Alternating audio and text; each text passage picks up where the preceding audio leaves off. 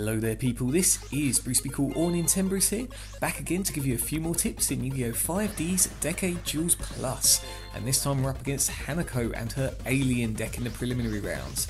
Now, although I love my aliens, unfortunately this alien deck is not amazing. It's got too many varied alien cards, so there isn't a solid sort of state of play to go for, which is good for you as a duelist challenging her, but disappointing for me as it's a terrible alien deck. Other than that as well, the computer player will play cards as and when possible, so that would also help you. So straight away you're going to know you have an easy time, but I'll go through the genre anyway, say what they do and tell you cards to watch out for, because there are still some possible plays which are just annoying. So the main thing with alien decks, two main things actually. The first is they rely heavily on A counters being on the field. About 80% of the deck relies on A counters for one thing or another, so that relies on cards being face up. If you run a face down deck like you see I'm running here with a deck out deck, or you could use a flip flop deck, then you're going to have quite an easy time already because there's barely going to be any A counters on the field. Other than that though, if you're running a beatdown or a different type of staller, then don't worry too much, there's still other ways of getting around this.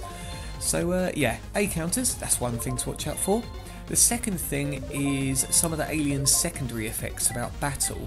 So say for example you got Alien Overlord, which says if an opponent's monster battles an alien monster, then it loses 300 attack and defense for each A counter during damage calculation. Now that means, say for one counter that's 300 attack and defense drop, two counters 600, etc, etc.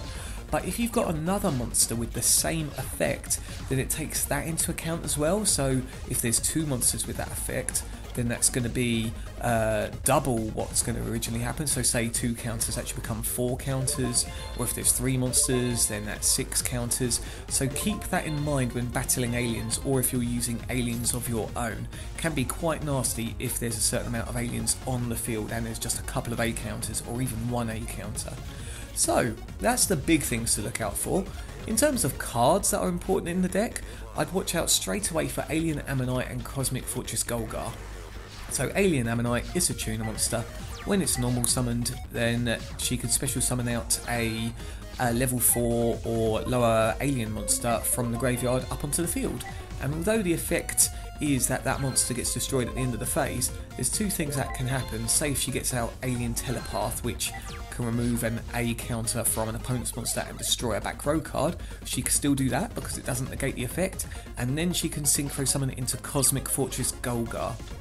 Now Gol'gar, absolute beast of a card, the big hitter, 2600 attack for a 5-star monster, and two effects.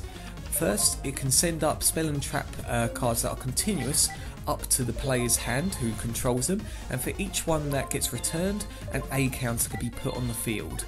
And then the secondary effect, remove two A counters to destroy any card on the field.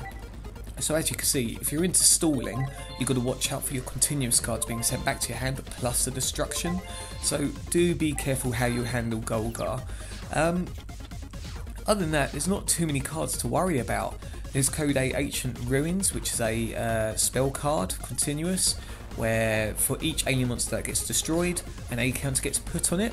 Now bearing in mind, if there's mass destruction, then that classes as just one alien monster being destroyed, so carry on with your Mirror Force and Torrential Tribute or other mass destruction cards, and then it can also remove two A counters to special summon any alien monster from the graveyard, so be careful there. Trap cards aren't too much to worry about, she only runs 6, she's got a Mirror Force. There's Planet Pollutant Virus, which is a lot like Mirror Force to a degree, where she tributes an alien monster and destroys all face-up monsters that you control which don't have an A counter, and then for each summon afterwards for 3 turns there's an A counter which goes on them. There's Brainwashing Beam and Mass Hypnosis, which can just take your monster or monsters if you've got an A counter on them, but she uses them quite soon after she gets it, so more than likely she's only going to have your monster for 1 turn. And other than that, there's Alien Mother, which if she destroys a monster by battle which has an A counter, then she could special summon it to her side of the field. So those are the main controlling cards that she's got to take your monsters.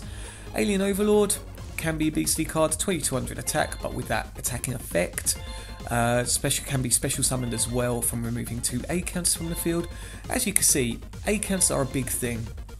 In terms of beatdown, if you run a skill drain deck, then brilliant, that's going to lock down her entire deck practically, as she'll only have Heavy Storm and MST to get rid of your back row.